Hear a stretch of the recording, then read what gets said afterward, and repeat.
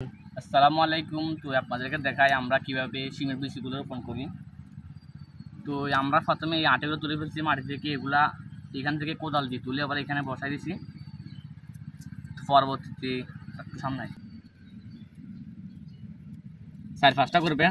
তারপরে যে দেখেন এগুলো শিমের বিচি, এগুলা যে সাদা অংশ যেটা আছে এটা নিচে গেড়ে দিবেন, এইভাবে গেড়ে দিবেন, নিচে করে দিবেন।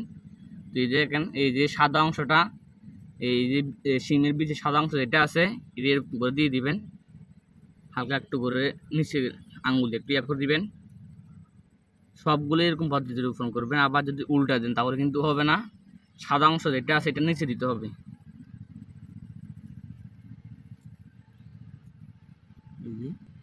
আমরা এখানে 5টা দিয়েছি।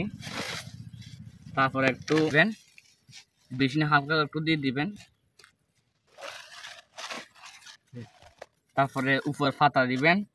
পাতা দেওয়ার কারণ হলো যখন বৃষ্টি হয় যেন বীজগুলো যেন নষ্ট না হয়, জন্য পাতা দিয়ে একটু ডেকে দিবেন। একটু ছোটো ছোটো মাটির চাক দিয়ে এগুলো ডেকে দিবেন। তো পরবর্তীতে 3-4 দিন পরে পাতাগুলো উঠে ফেলবেন। তো এরকমভাবে আমরা শিমের বীজ রোপণ করে থাকি।